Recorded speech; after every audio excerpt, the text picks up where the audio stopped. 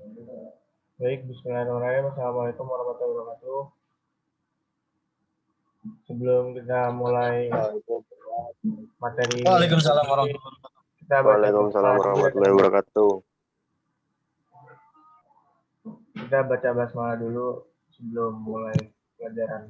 Bismillahirrahmanirrahim. Bismillahirrahmanirrahim. Bismillahirrahmanirrahim. Ya, untuk hari ini kita akan mendengarkan presentasi dari kelompok 8 dan 9. Untuk kepada kelompok 8 dipersilakan.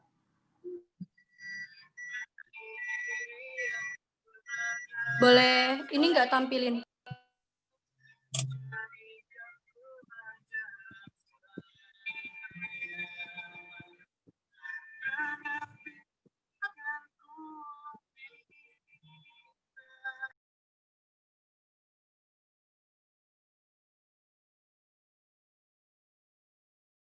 Udah muncul kan? Udah, Bang. Yang ke kelompok 8. Oh, ini kelompok 9, sorry. Ya.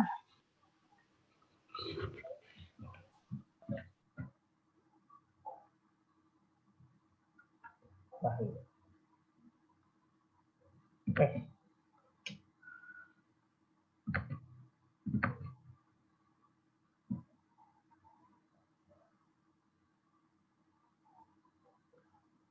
Coba.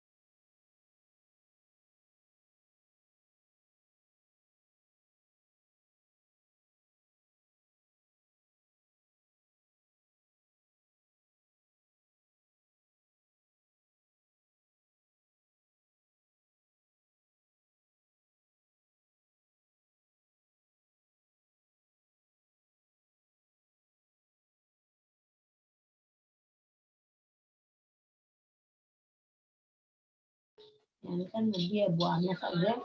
Kalau gue lagi kesel, Nggak diangkat. Kok muka gua nggak ada ya?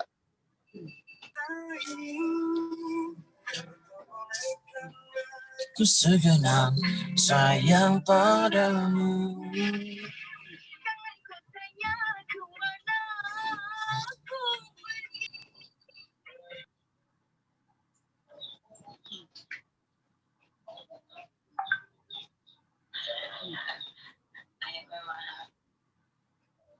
Udah muncul belum? Udah. Kasih. Ya, dipersilakan kelompok 8. Assalamualaikum warahmatullahi wabarakatuh.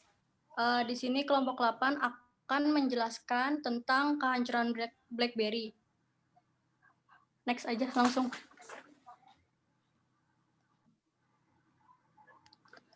Nah, di sini pertama akan menjelaskan tentang sejarah dan profil BlackBerry.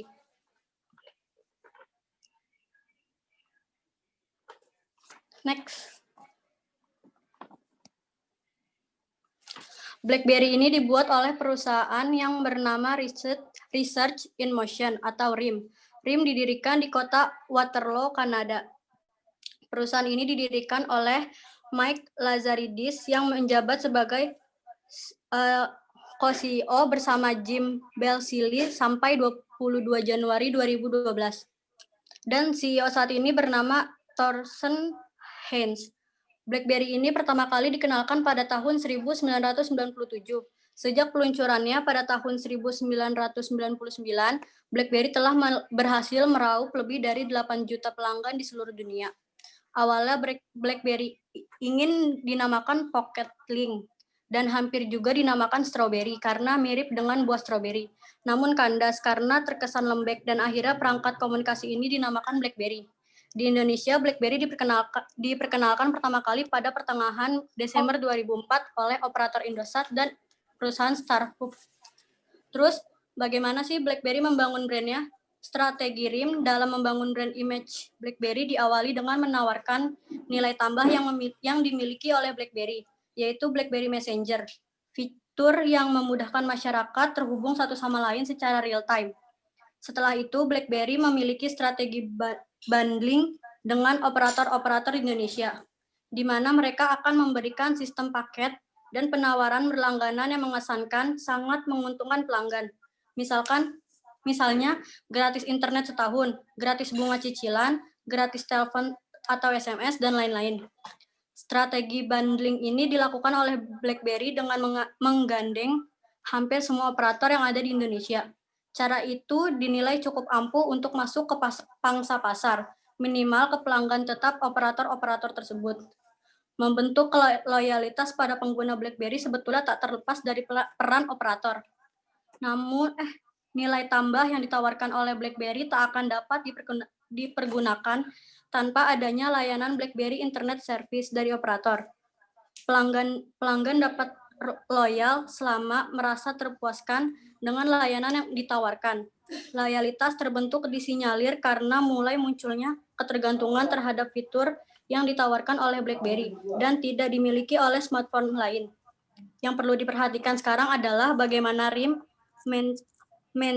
maintenance loyalitas pengguna BlackBerry supaya nantinya tidak akan tergeser oleh pesaing berat mereka, yaitu iPhone dan Android.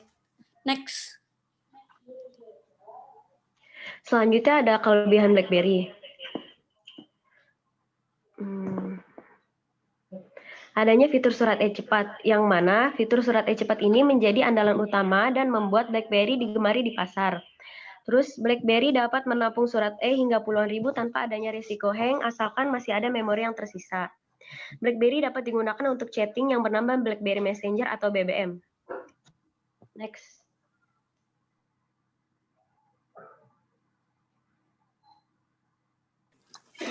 Next. Strategi pemasaran BlackBerry. Strategi yang pertama itu ada strategi produk, yaitu menawarkan fasilitas produk BlackBerry, yaitu BlackBerry Messenger atau BBM. Yang kedua ada strategi harga, yaitu meluncurkan produk yang lebih terjangkau bagi semua kalangan, baik kalangan menengah ke atas maupun kalangan menengah ke bawah. Yang ketiga ada strategi distribusi. PT Teletama Arta Mandiri atau TAM adalah distributor resmi terbesar di Indonesia yang memastikan kualitas BlackBerry. TAM membangun jaringan BlackBerry di Indonesia secara efektif, kemudian membangun titik pusat di distribusi di setiap pulau hingga ke daerah tingkat 2 dengan melakukan observasi terlebih dahulu. Strategi terakhir yaitu strategi promosi, yaitu memberikan edukasi kepada para pelanggan. Next.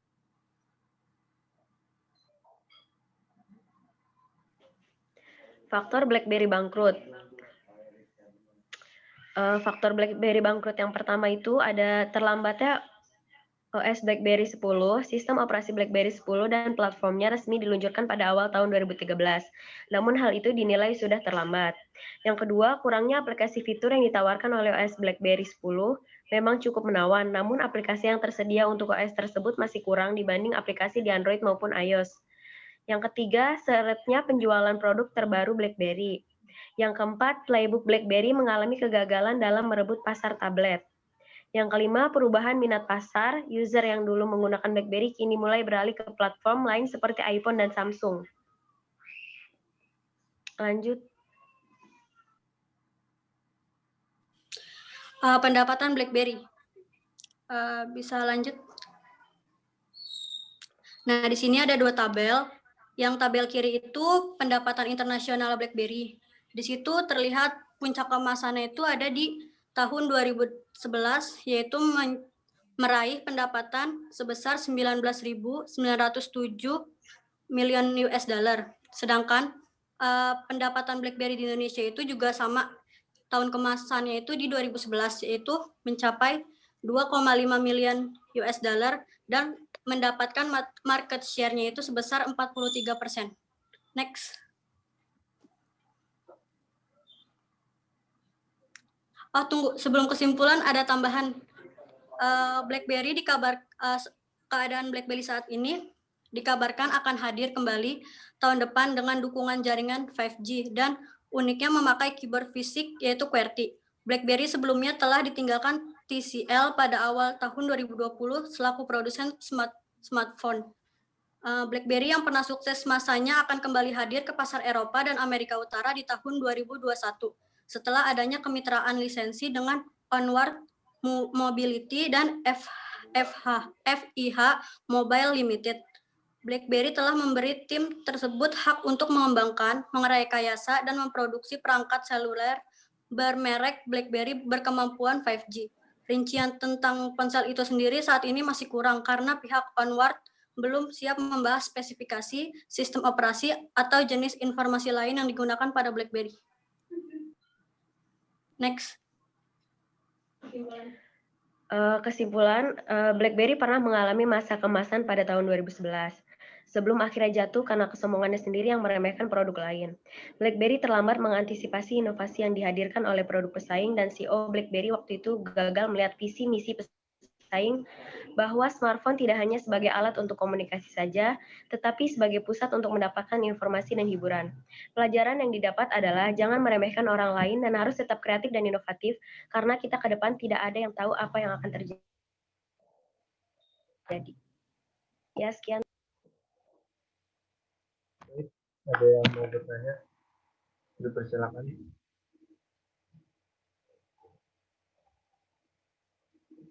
CL 8 Gondes, Inces, Paling Wonosobo, Kojek, dan buat semuanya aja fans.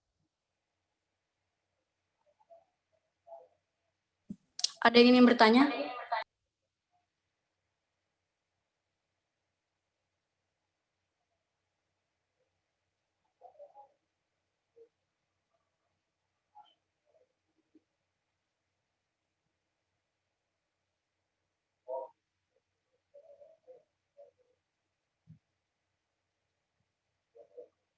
Ada yang mau bertanya, teman-teman? Silakan.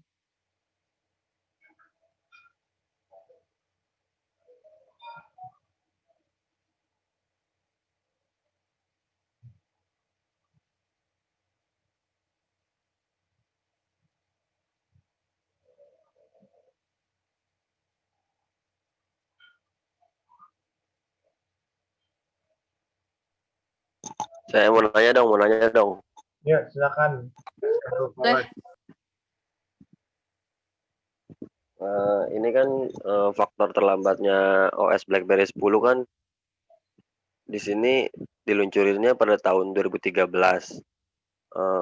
Faktor yang bikin terlambatnya diluncurkannya BlackBerry yang 10 ini apa karena sekedar meremehkan kompetitor lainnya atau memang teknologinya yang belum ditemukan? Itu aja sih.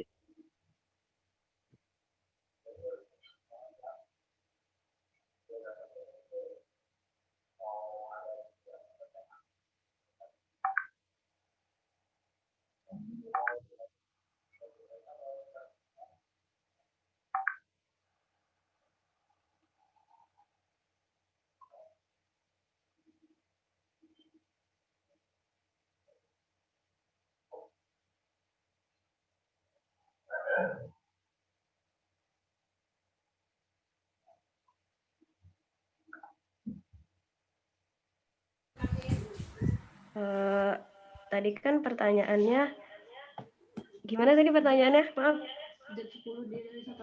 Itu kan terlambat ya meluncurkan apa tuh OS yang ke-10-nya BlackBerry-nya.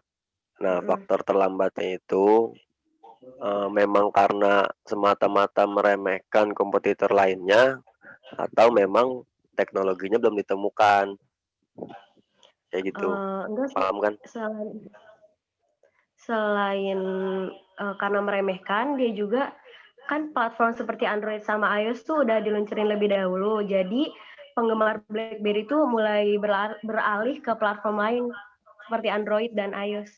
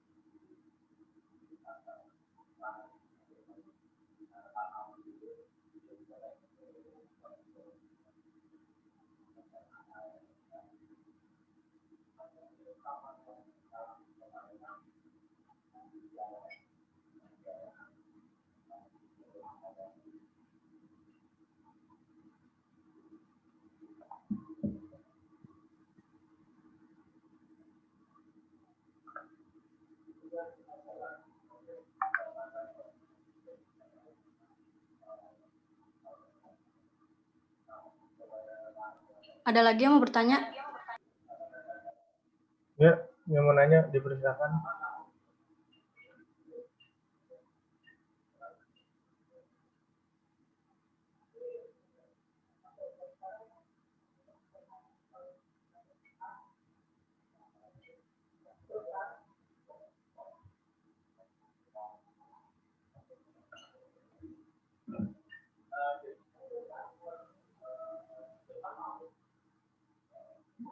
Yang mau bertanya dipersilakan. Perihal BlackBerry. Ini mau nambahin. Ya. Terus fitur yang ditawarkan OS BlackBerry 10 kan emang udah bagus, tapi aplikasi yang tersedia untuk OS tersebut masih kurang dibanding aplikasi di Android maupun iOS. Hal ini disebabkan karena BlackBerry 10 kurang didukung oleh pengembang aplikasi ternama seperti Instagram, Pet, dan Google Maps. Udah, itu aja. Mau nanya dong. Ya boleh. Kasusnya ini sama kayak Nokia nggak sih? Apa? Kasusnya BlackBerry ini sama kayak Nokia nggak sih? Iya. Apa ya? Apakah strateginya BlackBerry juga ngikutin Nokia? Soalnya kan waktu itu BlackBerry juga kalau nggak salah ngeluarin produk dengan Android juga. Terus kan Nokia juga ngeluarin.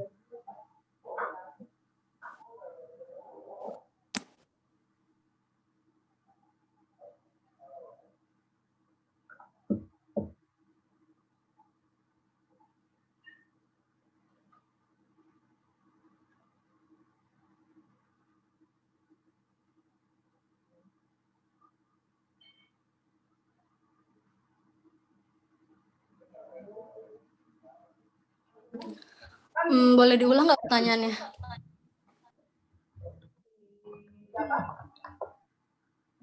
Jadi gini, kan seperti tadi kan dibilang kan Nokia sama BlackBerry kasusnya kan mirip-mirip kan. Nah, untuk strategi bangkitnya, apakah BlackBerry juga mengikuti Nokia? Karena beberapa waktu lalu Nokia mengeluarkan produknya dengan Android kayak Nokia 6. Terus kalau nggak salah BlackBerry juga bikin, apakah ngikutin Nokia apa atau nggak ikut tren yang ada atau bagaimana untuk bangkitnya gitu, untuk mengejar ketertinggalan kemajuan industri smartphone dan kompetitor. Mau nanya dong. Iya, boleh.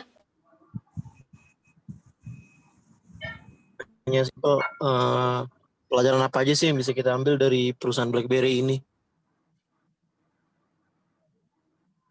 untuk membangun perusahaan?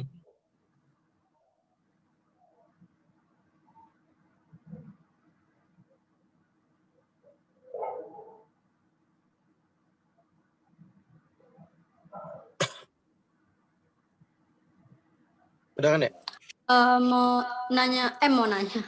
Mau jawab yang pertanyaan kedua. Pelajaran apa sih yang didapat? Yang pertama yang pasti jangan terlalu sombong. Soalnya kan kita belum tahu, maksudnya gimana dulu? Nanti deh bentar.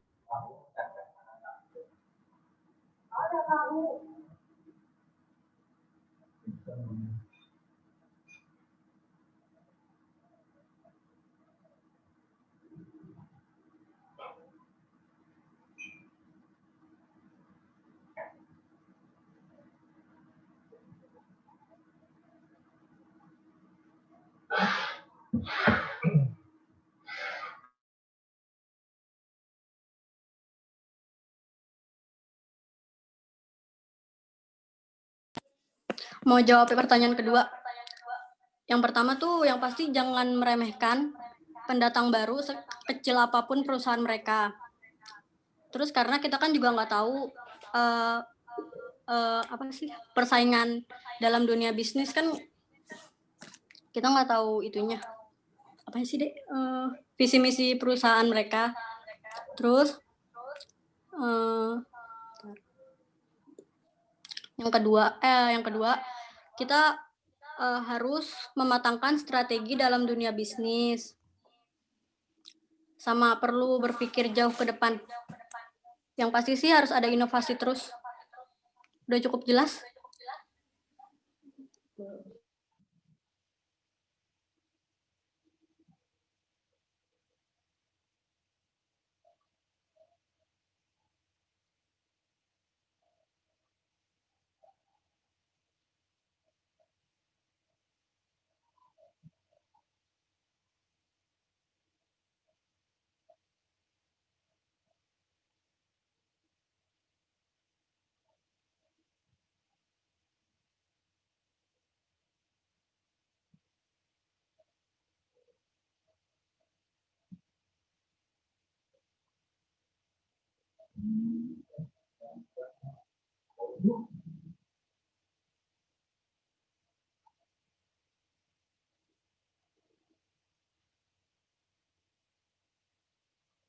Ada lagi yang mau ditanyakan teman-teman?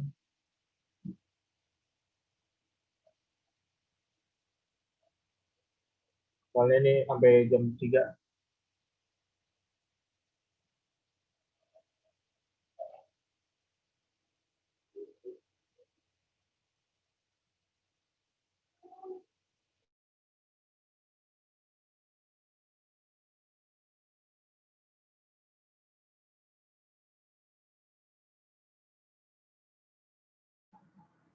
Yang mau nanya perihal BlackBerry, silakan teman-teman.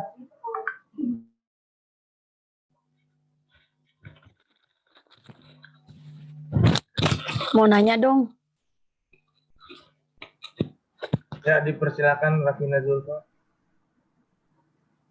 Tadi kan di BlackBerry itu kan dijelasin ya, yang strategi promosinya itu memberikan edukasi kepada para pelanggan. Nah, tahun 2011 itu contoh memberikan edukasi kepada para pelanggannya itu kayak gimana gitu strateginya?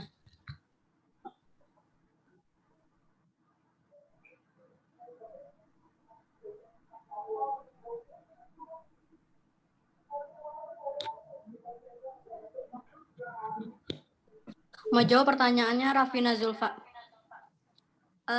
Yang dilakukan strategi promosi BlackBerry itu, RIM melakukan promosi dengan cara memberikan edukasi kepada para pelanggan mereka, seperti memberi pengenalan tentang berbagai keuntungan yang akan didapatkan bila menggunakan BlackBerry. pengenalan mengenai fitur-fitur yang dimiliki oleh BlackBerry melebihi smartphone milik lain. Selain itu, promosi yang dilakukan dengan memberikan keuntungan yang didapat jika membeli ponsel BlackBerry melalui mitra resmi ataupun distributor RIM Indonesia.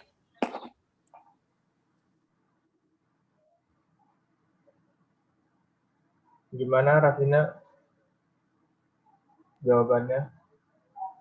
Ya, udah.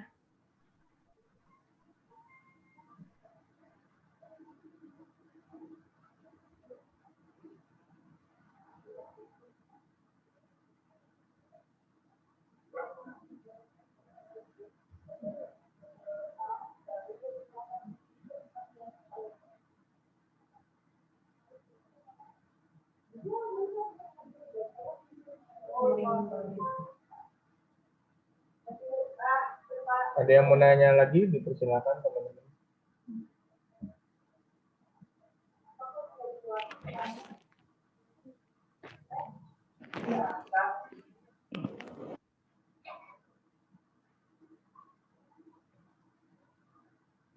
Ayo teman-teman yang mau nanya lagi.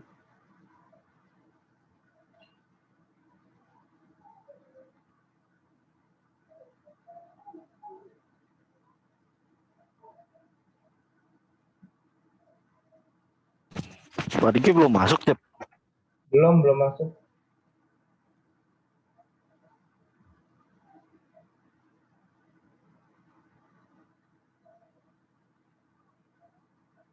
Ya, yang mau nanya.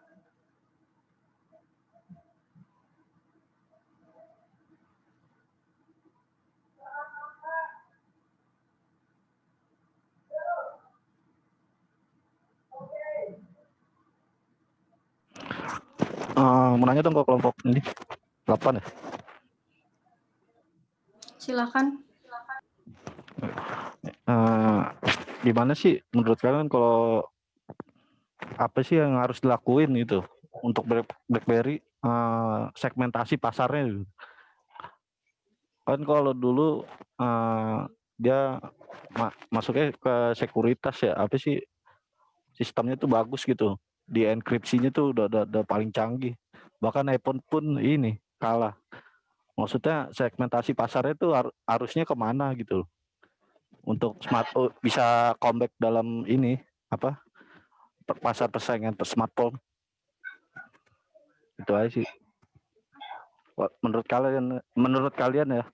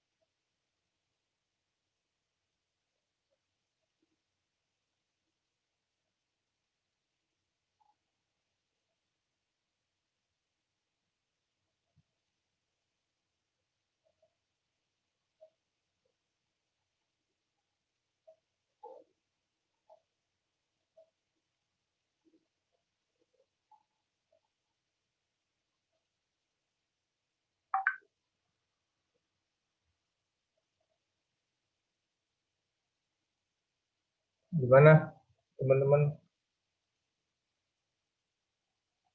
Udah dijawab belum?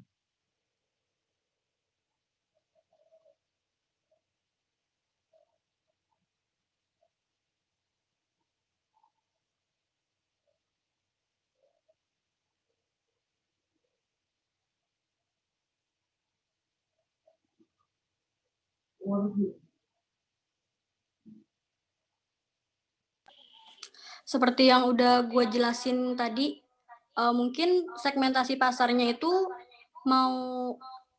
dia tuh hadir ke pasar Eropa dan Amerika Utara. Yang kayak gue jelasin tadi. Menurut gue. Coba bisa jelasin ulang lagi nggak? Tadi nggak, kayaknya nggak denger. Sorry. Boleh gue jelasin yang keadaan BlackBerry saat ini aja? Gue bacain ulang. Nah, segmentasinya tuh kayak kalau kayak Xiaomi kan apa sih, masuk smartphone murah gitu loh, kore. Terus kalau iPhone kan apa namanya, premium gitu kelasnya. Ini kelas segmennya kemana gitu loh? Ke bisnis apa ke orang-orang yang nostalgia apa HP-nya masih ada keyboard gitu, keyboard fisiknya, atau gimana?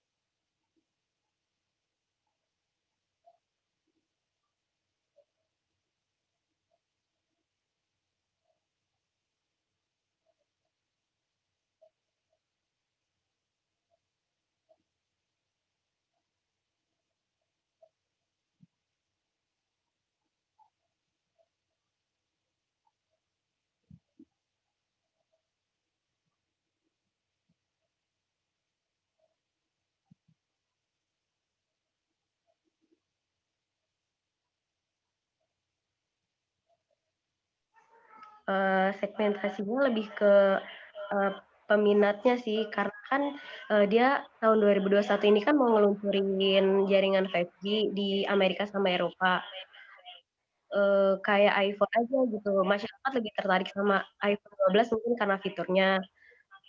Terus kayak Xiaomi mungkin lebih ketinggalan daripada iPhone 12 gitu.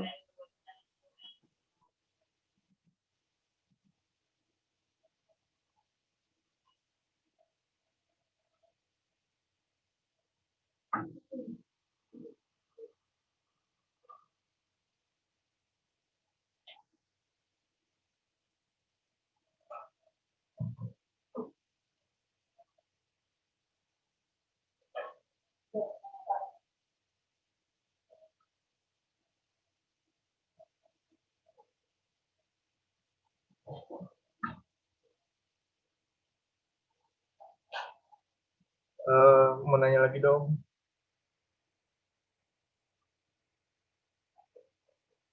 Boleh. Kan BlackBerry kan salah satu kebangkrutannya kan karena salah pemasaran ya. Kalau untuk di Indonesia sendiri, kesalahan fatal dari BlackBerry itu bagaimana kesalahan pemasarannya?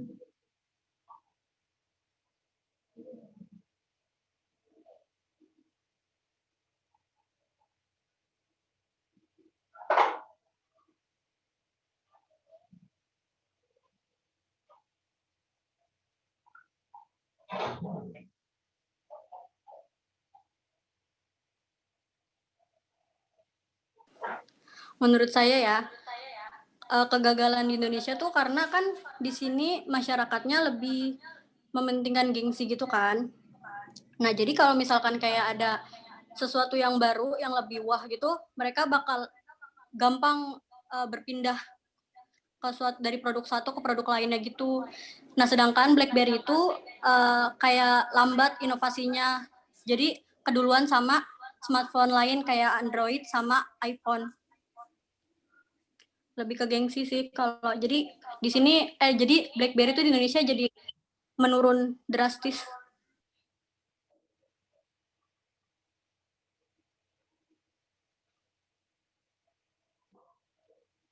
Oke.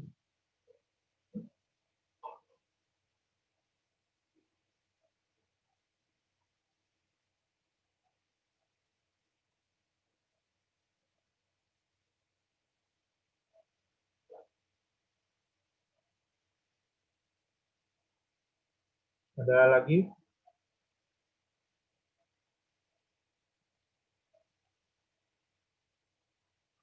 Ada lagi teman-teman?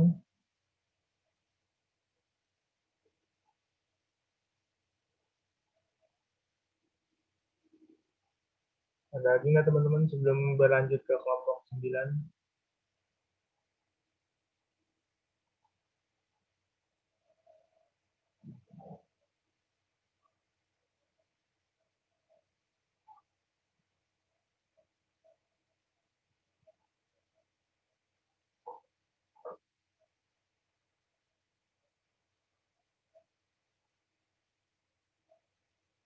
Kalau udah cukup bisa ditutup kelompok 8.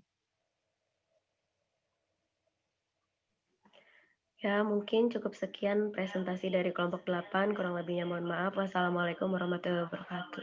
Waalaikumsalam. Selanjutnya pada kelompok 9 dipersilakan.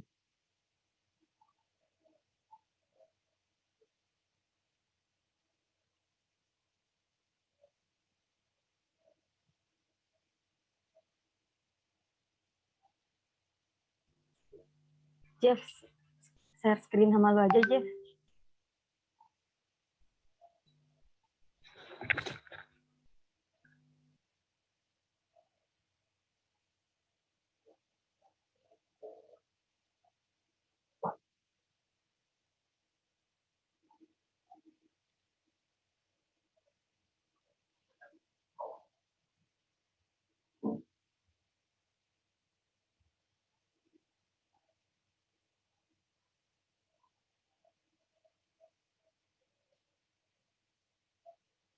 Ya, dipersilakan kelompok 9.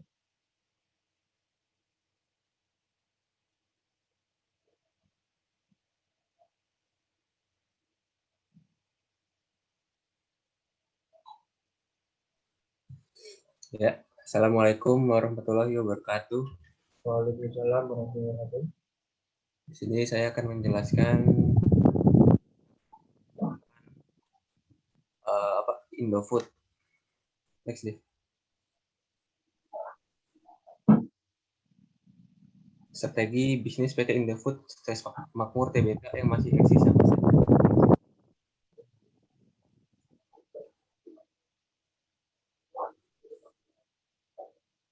Rancangan bisnis adalah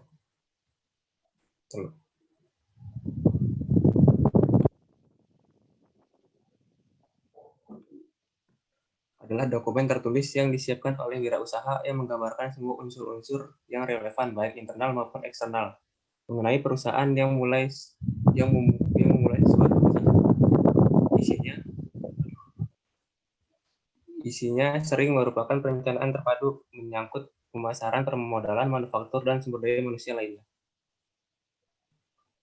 Next. Perusahaan PT Indofood Sukses Makmur Tbk atau lebih dikenal dengan nama Indofood merupakan produsen berbagai jenis makanan dan minuman yang bermarkas di Jakarta. Perusahaan ini didirikan pada tanggal 14 Agustus 1990 oleh Sudono Salim dengan nama PT Panganjaya Inti Kusuma dengan yang pada tanggal 5 Februari 1994 menjadi PT Indofood Sukses Makmur. Perusahaan ini mengekspor bahan makanannya hingga Australia, Asia, dan Eropa. Lanjut.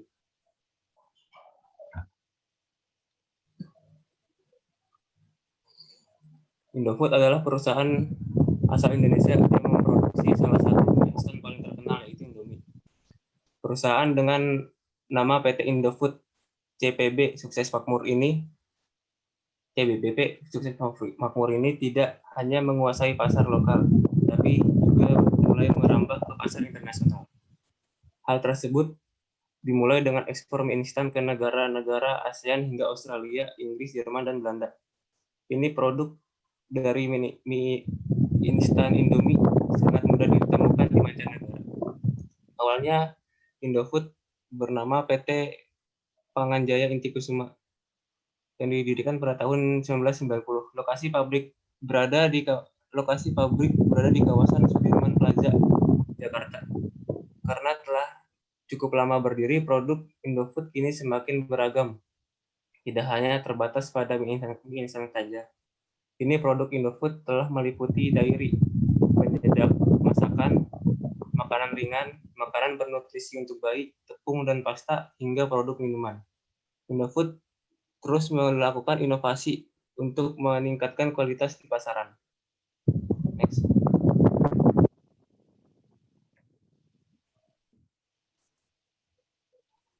Berikut adalah jenis-jenis produk atau brand dari PT Indofood. Di sini bisa lihat sendiri ada mie, itu ada banyak banget, ada mie, super mie, pop mie, sari mie, terus ada Bawahnya tuh ada dari kayak susu-susu gitu ya. Indomie, terus dan lain-lain lah. Ada snack juga, ada food seasoning, terus ada aqua, apa merek air mineral juga. Terus dan next aja deh.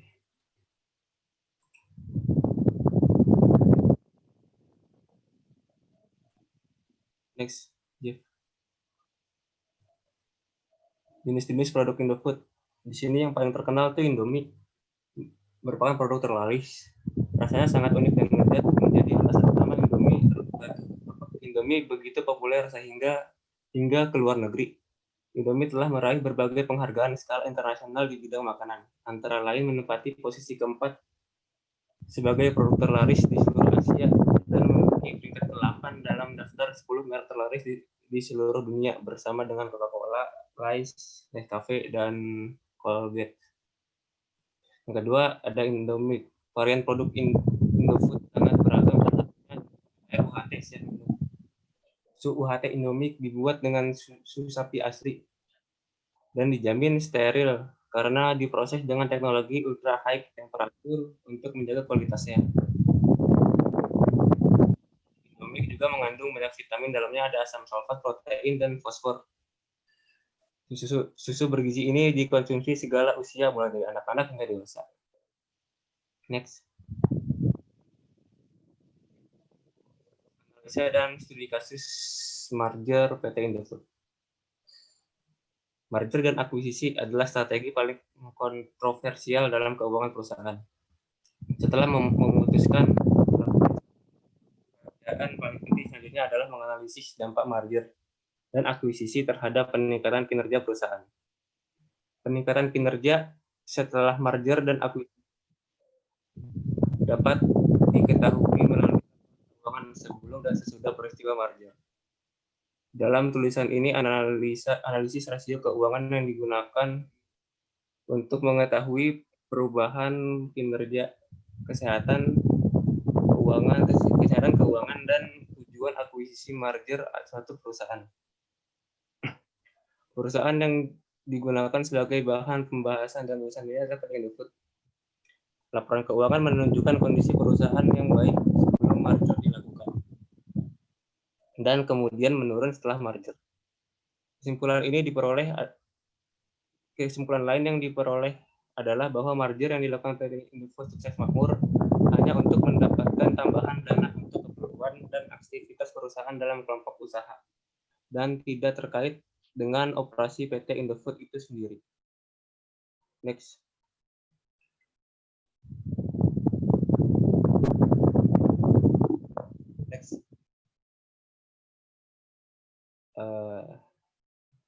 Sini ada pendapatan PT Indofood tahun 2020. Per September 2020, Indofood membukukan kenaikan penjualan neto konsolidasi sebesar 2% menjadi 58,78 triliun dibandingkan dengan 57,85 triliun tahun lalu per September 2019. Laba usaha naik 21% menjadi 8,63 triliun dari 7,15 triliun. Dan margin laba usaha meningkat menjadi 14,7% dari sebelumnya. Dari sebelumnya 12,4%. Terus berikutnya margin laba bersih Indofood pun naik menjadi 6,4% dari 6,1%. Core profit atau laba ini meningkat 26% menjadi 4,3 triliun dari 3,44 triliun. Analisa kami terhadap pendapatan PT Indofood, yaitu PT Indofood merupakan salah satu perusahaan yang bisa mendapatkan kenaikan keuntungan pada masa pandemi COVID-19 ini. Hal ini disebabkan karena PT Indofood menjual makanan, minuman, dan bahan-bahan makanan lainnya yang dibutuhkan pada masa itu. Harga yang terjangkau membuat produk-produk Indofood laku di pasaran. Selain harga terjangkau, nama Indofood sangatlah dikenal oleh masyarakat. Next.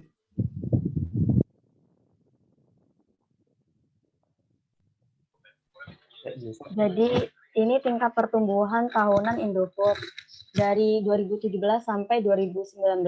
Penjualan bersihnya itu 70 triliun. Nah, di tahun 2018 naik menjadi 73 triliun dan di tahun 2019 naik menjadi 76 triliun. Terus persenannya itu 2,95%. Untuk beban pokok penjualannya dari 2017 sampai 2019 itu mengalami kenaikan juga sejumlah 3 triliun dari 50 sampai 53 triliun. Terus persenannya itu 2,30%. Untuk laba bersihnya itu dari 2017 sampai 2019 itu juga mengalami kenaikan dari 4,16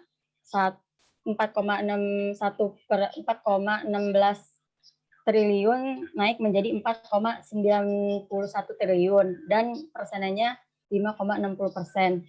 Lalu untuk laba persahamnya itu dari 2017 itu kan 475 lembar sahamnya itu naik menjadi 559 lembar sahamnya itu di tahun 2019. Next.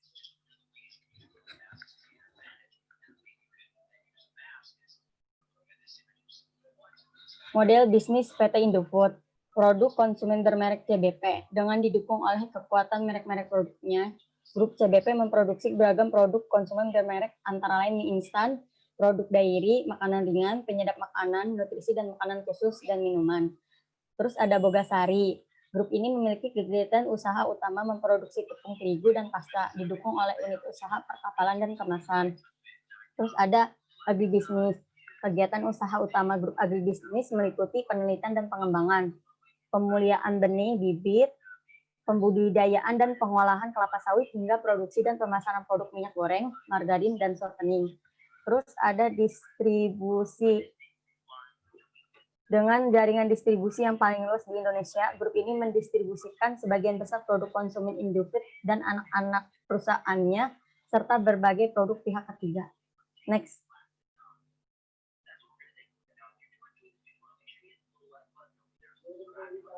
PT Indofood menggunakan strategi intensif yang terdiri dari 3 strategi utama, yaitu pertama, strategi penetrasi pasar. Strategi ini berusaha untuk meningkatkan market share suatu produk melalui usaha-usaha pemasaran yang lebih besar.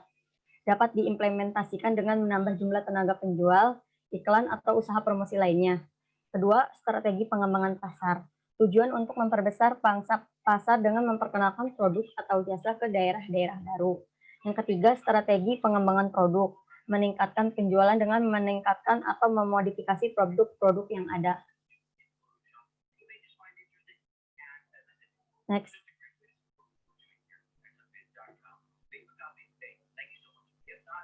Strategi internasional Indofood. Sebagai perusahaan yang telah menguasai pangsa pasar lokal, sudah selayaknya Indofood juga menerapkan strategi internasional.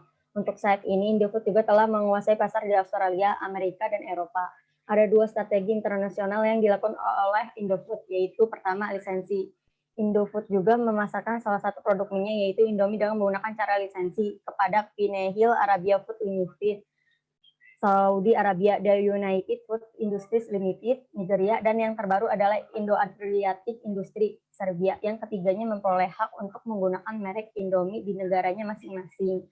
Cara lisensi ini tentu sangat efektif, salah satunya dengan tujuan agar produk Indofood dapat diterima dengan baik di negara asing, baik dari segi masyarakat ataupun sesama perusahaan lain. Next.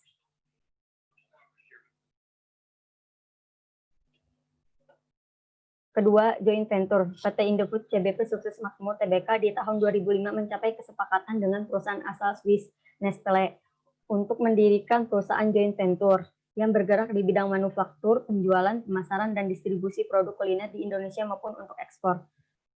Kedua perusahaan sama-sama memiliki 50% saham di perusahaan yang diberi nama PT Nestle Indofood Cita Rasa Indonesia. Baik Indofood maupun Nestle percaya mereka dapat bersaing secara lebih efektif di Indonesia melalui penggabungan kekuatan dalam bentuk perusahaan dan tim yang berdedikasi untuk itu. Next.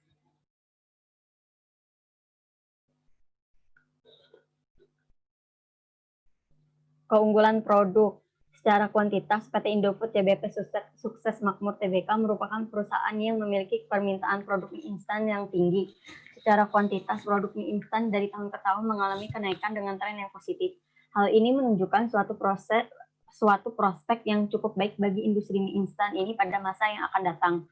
PT Indofood Sukses Makmur menjadikan mutu dan kepuasan pelanggan sebagai basis bagi perencanaan yang dilakukan oleh perusahaan. Oleh karena itu, keinginan dan kebutuhan konsumen harus diperhatikan oleh produsen karena kebutuhan ini akan senantiasa berubah. Produk hasil olah di Indofood ada mie instan dengan brand yaitu Indomie, Supermie, Sarimi, dan Sakura. Masing-masing brand mempunyai karakteristik dan ciri khas yang berbeda-beda.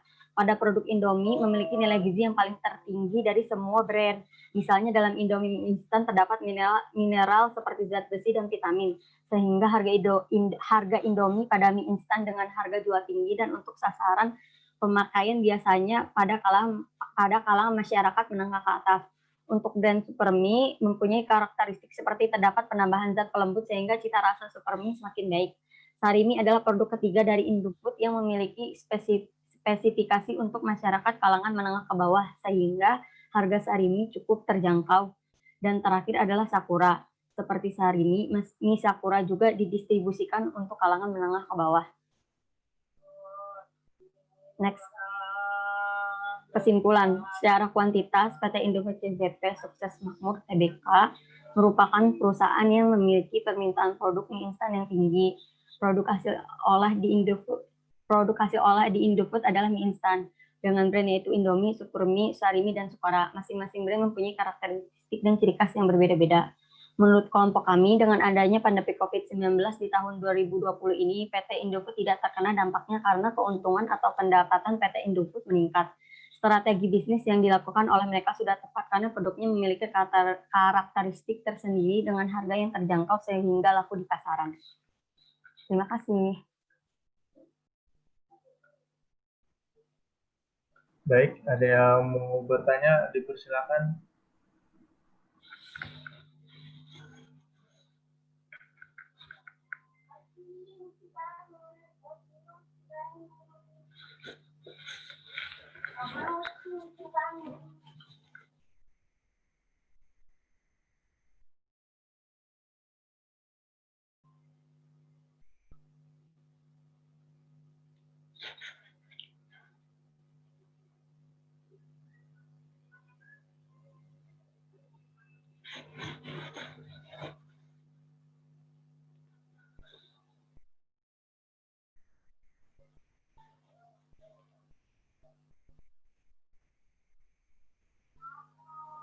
Ada yang mau bertanya, teman-teman?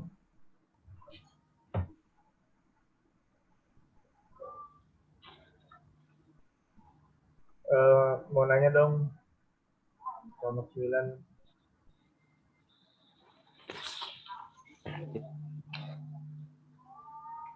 Kalau untuk di tahun 2020 ini, ada selama pandemi ini ada penurunan nggak dalam daya konsumsi produk Indofood misalnya, baik itu Indomie ataupun apa sih produk Indofood, susu dan lain sebagainya.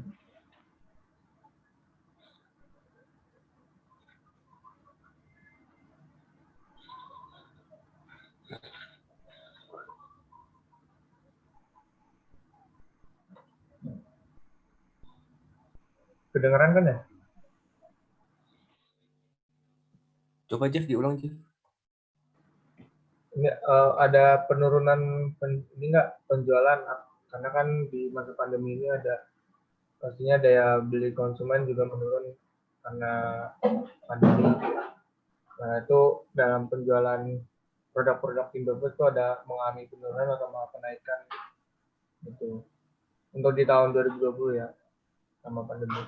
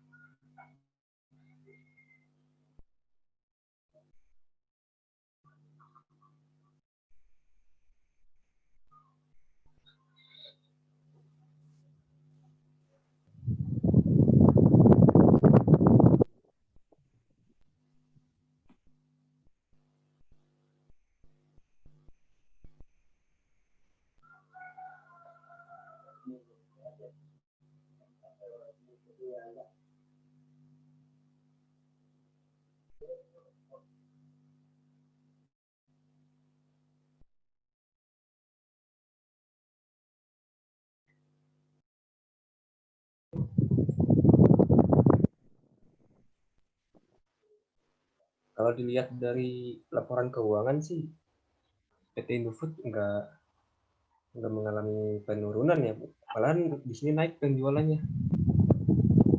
Jadi menurut kami ya penjualan dari PT Indofood itu ya malah meningkat ya sebesar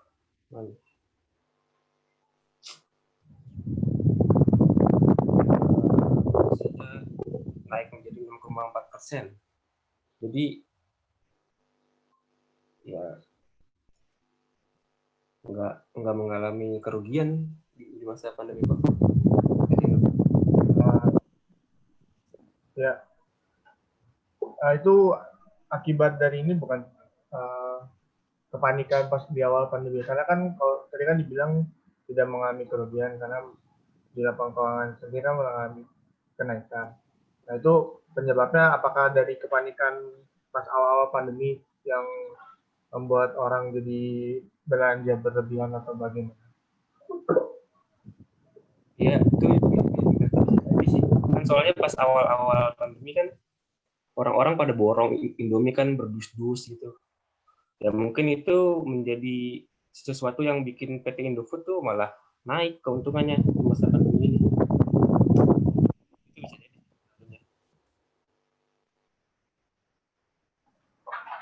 Oke, terima kasih. Ya.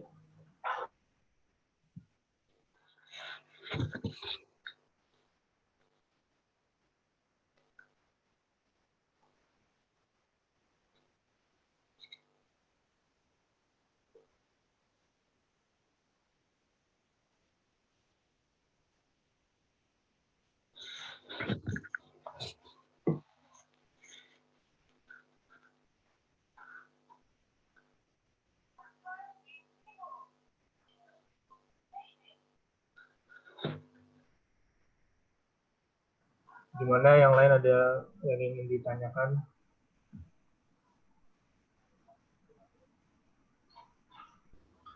Perihal Indofood dan keberhasilannya.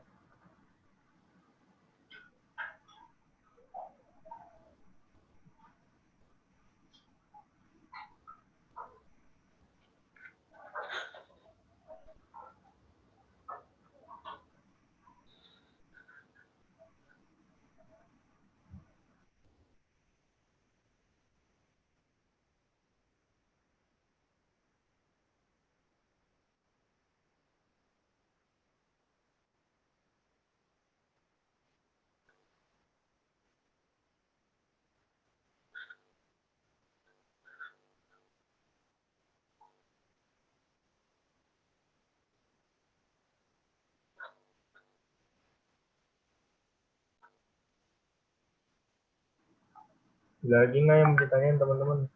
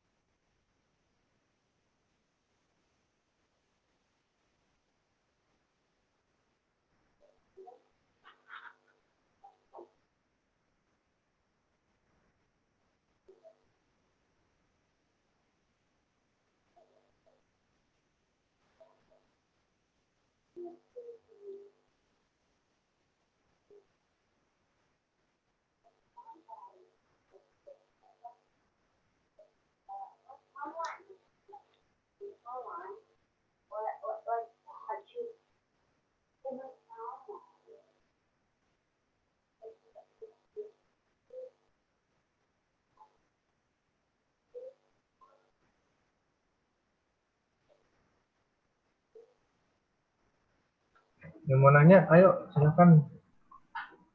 Buat dinilai juga teman-teman.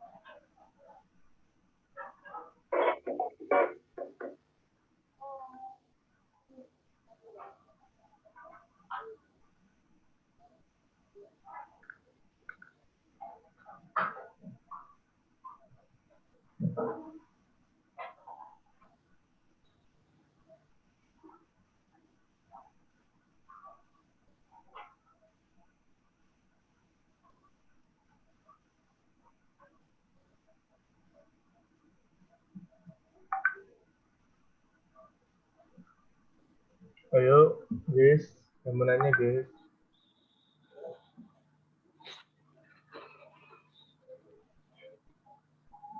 Sampai jam 3 loh, guys.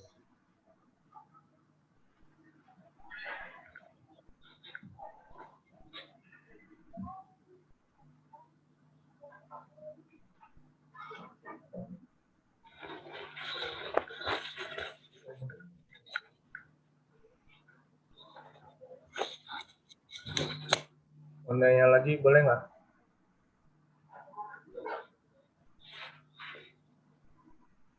Jul, mau nanya lagi, Jul?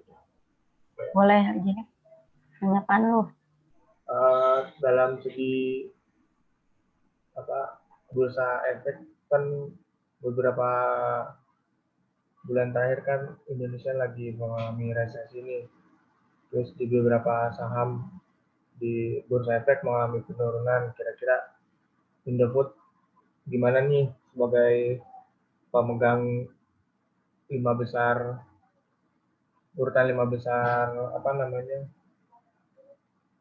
bursa efek terbaik lah, terbesar gitu.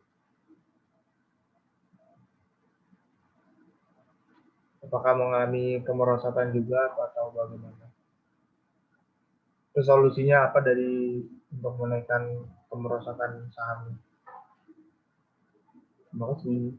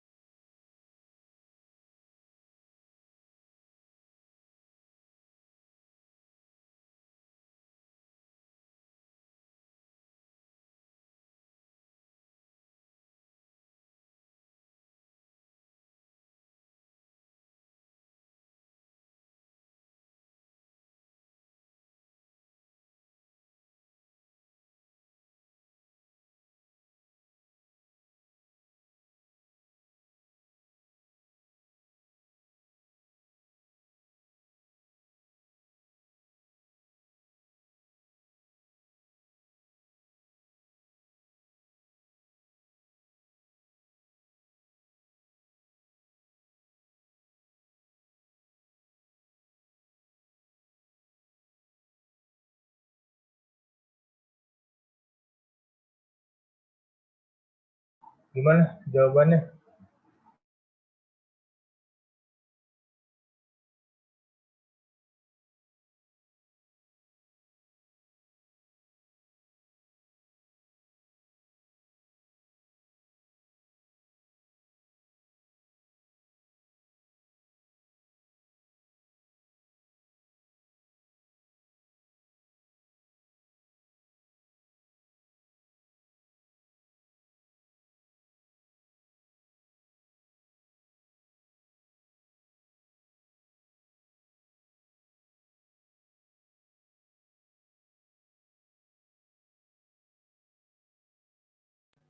Ya, tadi lu nanya harga saham turun.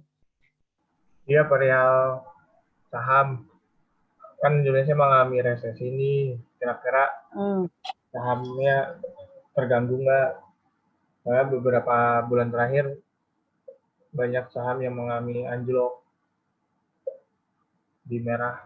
Iya, jadi emang ada penurunan harga saham di Januari 2020. Terus pada 24 Maret nih, jadi gini nih, bentar.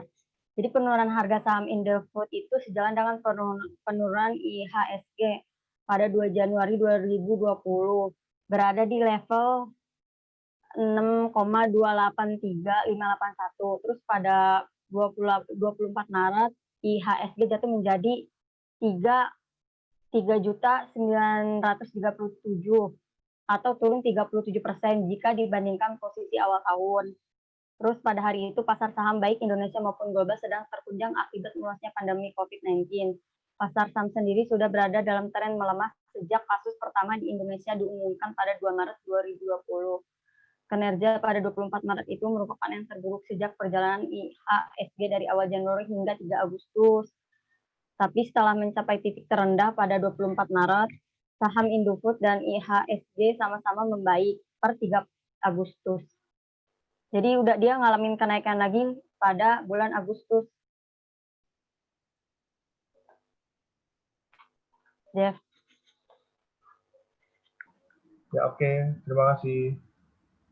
Teman-teman lain gimana? Dia mau jawab? Mau nanya lagi?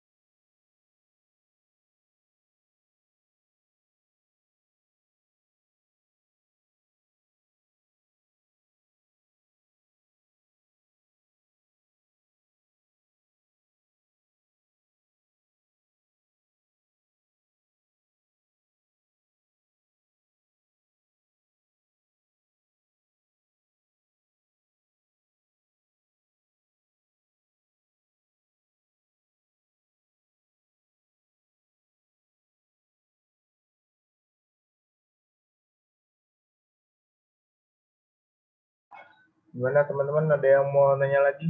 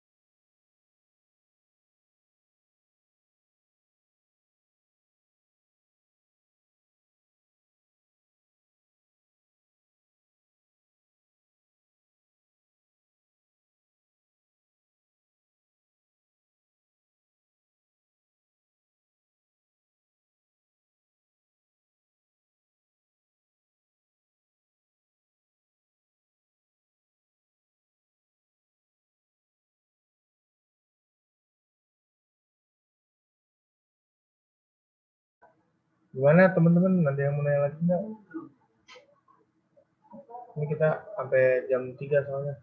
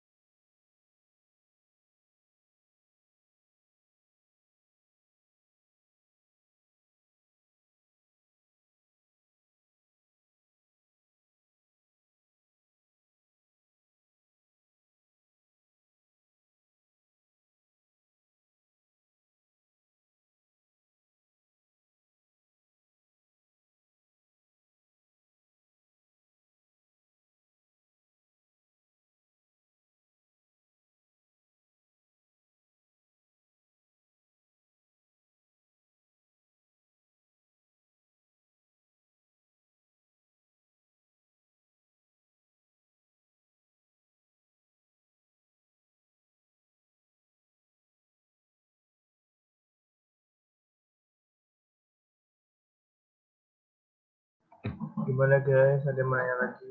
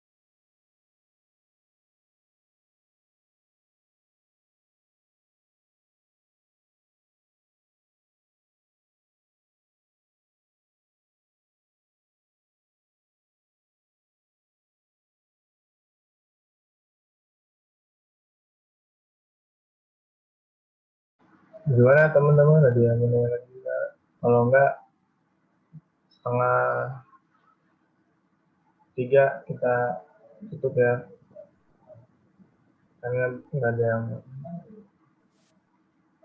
berdiskusi lagi.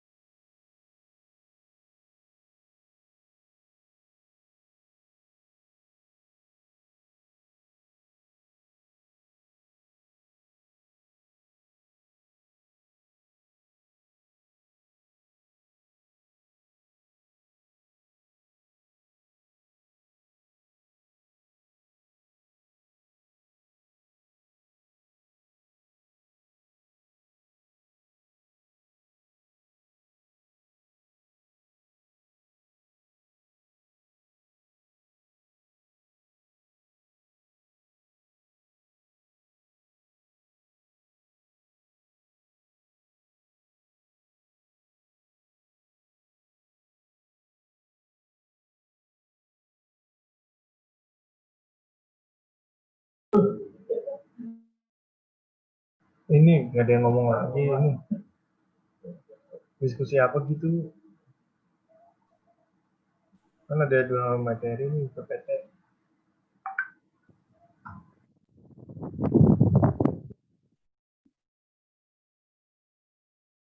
Tutup aja kali ya. Sepi banget nih.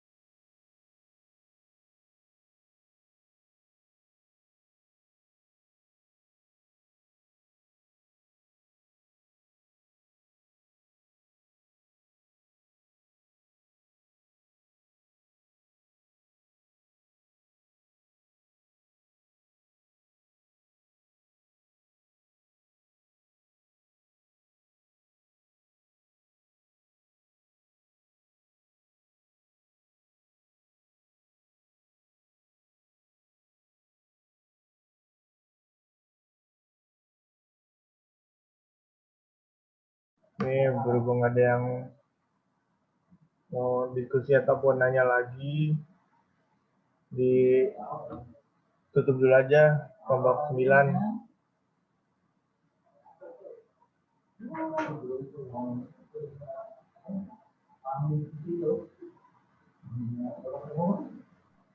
Sekian presentasi dari kelompok kami. Assalamualaikum warahmatullahi wabarakatuh.